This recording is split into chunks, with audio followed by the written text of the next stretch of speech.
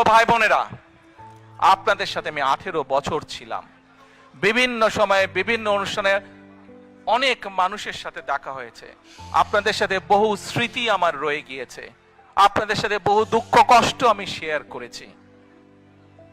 আপনারা বিভিন্ন সময়, আমার বক্তব্যের শুরুতেই বলেছি, যুক্তরাজ্য সহ বিভিন্ন দেশের প্রবাসী, বিশেষ করে যারা জাতীয়তাবাদী বাংলাদেশি জাতীয়তাবাদের রাজনীতিতে বিশ্বাস করেন, আপনারা বহু মানুষ বিভিন্ন সময় আমার পরিবারের দলের বিপদের সময় আমাকে মানসিকভাবে সাহস দিয়েছেন, সহযোগিতা করেছেন, সমর্থন জুগিয়েছেন।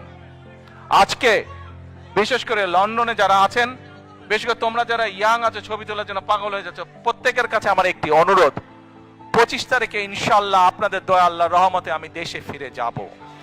কিন্তু এখানে উপস্থিত, এই ঘরে উপস্থিত প্রত্যেকটি মানুষের কাছে আমার অনুরোধ, দয়া করে কেউ আপনারা এয়ারপোর্টে সেদিন যাবেন না। দয়া করে কেউ আপনারা এয়ারপোর্টে যাবেন না আপনারা। কারণ এয়ারপোর্টে গেলে একটি হট্টগোল তৈরি হবে এবং মানুষ জানবে যে এরা সব বাংলাদেশি, এবং দেশের সুনাম নষ্ট হবে, দলের সুনাম নষ্ট হবে।